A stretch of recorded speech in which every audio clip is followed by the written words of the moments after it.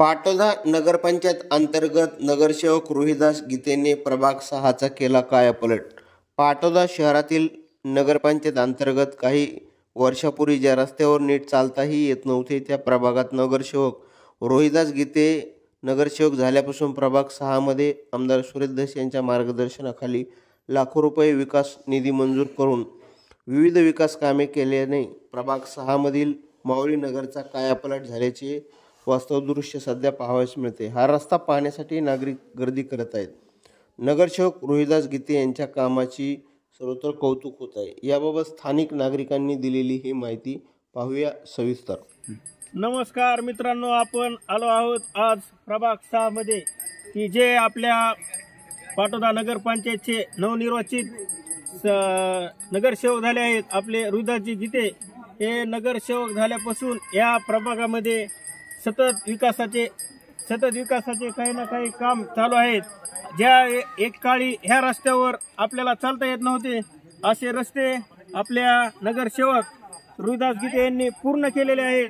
आपण आणखीनही पाहू शकता, एकदम चांगल्या क्वालिटीचे रस्ते आपले नगरसेवक रोहिदास गीते यांनी केलेले आहेत।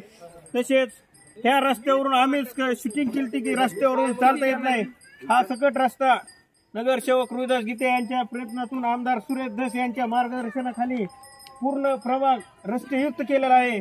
आपण स्वतः त्यांच्याकडून जाणून घेऊया। स्टॉप करा आता। मी आयुब सय्यद बोलतो आहे।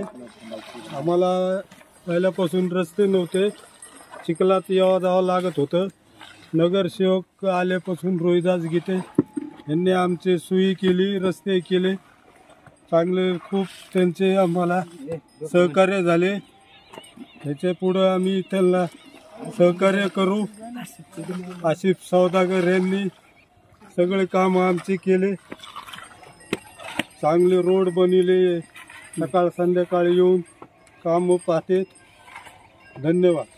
हनुमान बांगर, आम्ही माऊली नगरमध्ये प्रॉपरचे आहेत। आमचे वार्ड मेंबर रोहिदास गीते मेंबर आहेत। तसंच आमचे